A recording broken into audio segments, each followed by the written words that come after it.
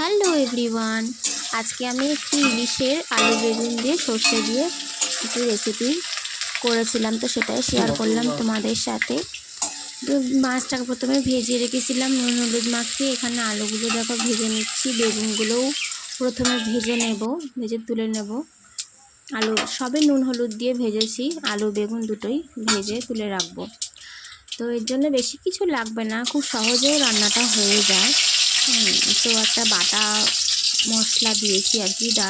আচ্ছা, প্রথমে বলে দিই, এখানে কালো জিরে দিলাম ফোড়নে, আর এইটা হচ্ছে অল্প একটু সামান্য আদা, কালো সর্ষে, সাদা সর্ষে পরিমাণ মতো অল্প করে, জিরে আর ধনে সবই অল্প অল্প করে, মানে 1 চা চামচের মতো নিয়ে ভালো করে বাটা আছে এটা। তার মধ্যে আমি নুন হলুদ লঙ্কার গুঁড়ো এগুলো দিয়ে একটা পেস্ট তৈরি করে রেখেছিলাম, তো সেটাই দিয়ে দিলাম।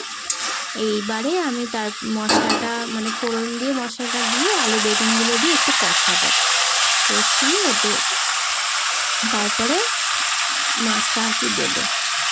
তো এই রান্নাটা যেহেতু আলু না দিলেও হয়, আলু না দিলে একটু তাড়াতাড়ি হয়ে যাবে রান্নাটা, খুবই সিম্পল এবং কুইক রেসিপি একটা। ইলিশ মাছটা আমার তো মানে আমি বেশি বড় পাইনি, মাঝারি সাইজের ছোট ইলিশ মাছ। তো বড় ইলিশ মাছ হলে আরও একটু খেতে টেস্ট হবে রান্নাটা।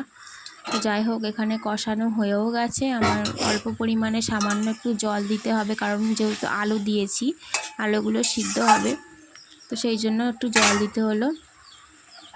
তারপর এটা ফুটে উঠলেই মাছটা দিয়ে দেবো। তো মাছটা দিয়ে বেশিক্ষণ না, এই ধরো 2 থেকে 3 মিনিট মতো একটু রান্না করে নিলেই এটা রেডি হয়ে যাবে। তো এটা হচ্ছে ইলিশের আলু বেগুন